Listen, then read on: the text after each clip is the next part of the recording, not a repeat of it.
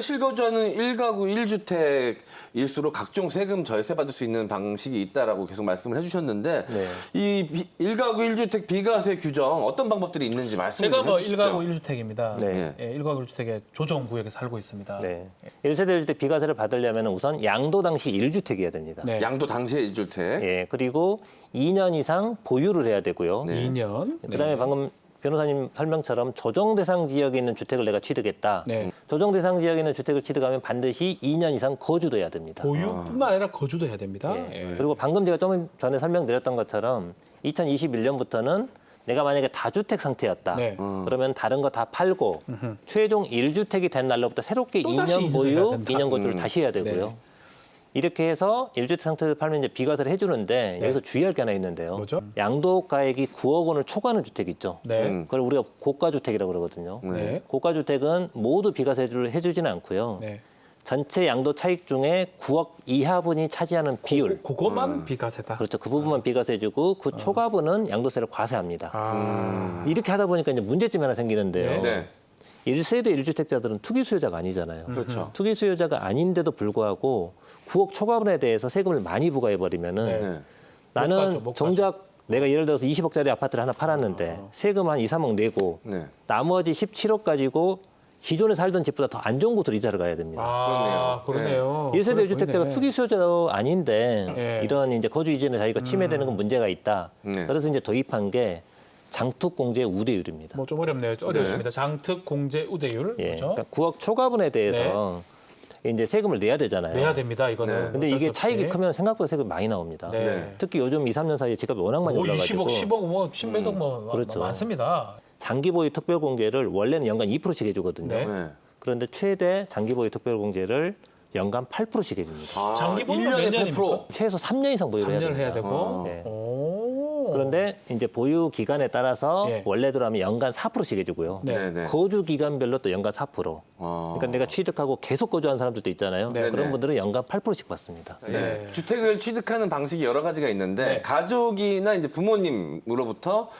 이제 이전받는 경우도 있습니다. 그래서 네. 이런 경우에는 상속이나 뭐 증여의 방식들을 택하시는데 상속과 증여는 또 어떻게 다른지 네. 어떤 상황에 어떤 게 뭐 유리하고 이런 것들이 좀 있을 것 같아요. 이런 네. 걸 좀 말씀해 주시면 감사하겠습니다. 증여하고 상속은 약간 세금 계산 방식이 다릅니다. 아. 네.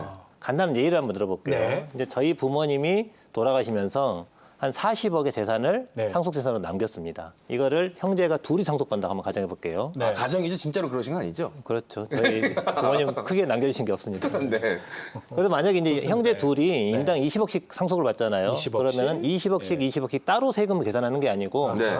돌아가신 피상속인 기준으로 전체 40억, 40억을 40억을 가지고 상속세를 계산하게 돼 있습니다. 아. 이걸 이제 유산세 과세 방식이라고 그러고요. 네, 유산세 네, 과세 방식. 유산세 과세 방식. 예. 근데 증여는 어떻게 하는 거냐? 네. 만약에 아버님이 재산을 40억을 가지고 있는데 살아생전에 20억씩 증여를 했다. 그렇죠. 네. 살아생전에 이제 형제한테 너 20억, 네. 둘째 20억 이렇게 증여를 하잖아요. 그럼 네. 증여는 증여 받은 자가 아하. 받은 재산에 대해서 세금을 내는 겁니다. 아하. 그럼 형제끼리는 각각 20억을 받았잖아요. 그렇죠. 그럼 20억에 대한 세금을 따로따로 계산합니다. 어허. 네. 그럼 아까 40억 통으로 계산하는 것보다 네. 총액으로는 똑같잖아요. 네. 총액은 똑같지만 세부담이 달라집니다. 40억 좀 더 많겠죠, 아마도. 그렇죠. 왜냐하면 이게 상속세나 증여세 둘 다 10에서 50% 누진세율이거든요. 네. 그래서 40억을 상속을 한꺼번에 받는 것보다 네. 생전에 20억씩 20억씩 나눠서 증여받는 게 이제 세금 부담은 조금 더 줄어듭니다. 근데 뭐 상속은 또 공제라는 게 있잖아요. 그렇죠. 공제 부분까지 고려를 하면 예. 뭐가 유리한지는 또 판단을 좀 받아봐야 되겠네요. 그렇죠. 이제 사례별로 다르긴데 네. 방금 이제 변호사님이 예리하게 지적을 하셨는데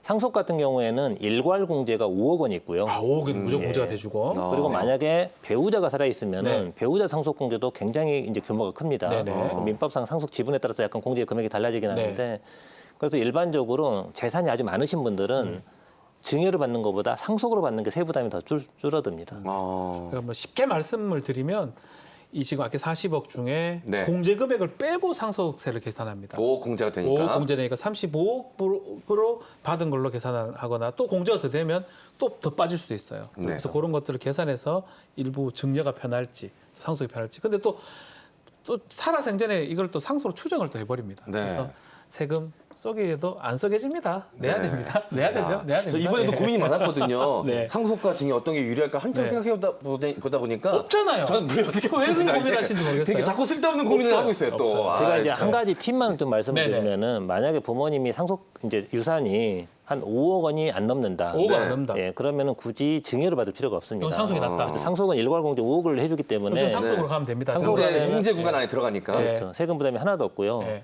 제가 이제 꼭 그 설명드리고 싶었던 게 하나 있는데요. 네. 만약에 이제 부모님이 돌아가시면서 단독주택이나 네. 다가구나 다세대 주택을 상속하는 경우 있잖아요. 네. 그러면은 그게 시가가 한 6, 7억 하는데 네. 그게 공시가격은 한 3억밖에 안 하거든요. 다가구나 차이가 다세대는 있네. 거의 절반밖에 안 되거든요. 그러면 어차피 이 사람은 상속을 받을 때 일괄공제를 받으면은 어차피 5억이 안 넘잖아요. 네. 그렇죠. 그래서 이런 경우에는 보통 상속세 신고를 안 합니다.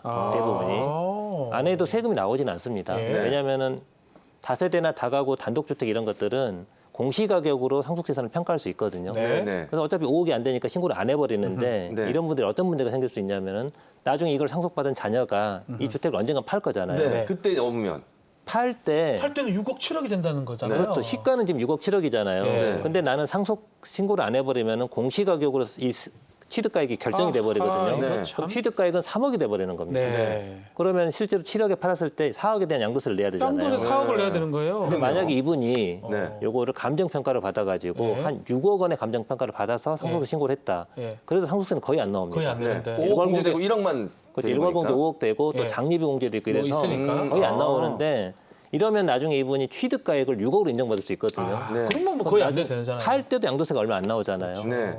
그래서 제가 이제 국세청에 근무하면서 예. 가장 안타깝던 게 이런 부분이요. 재산이 얼마 안 되는 분들이 아. 뭐 일괄공제 5억 때문에 상속세 신고를 안 해버리십니다. 예. 그리고 요거 나중에 적어주셔야 팔았다가 예.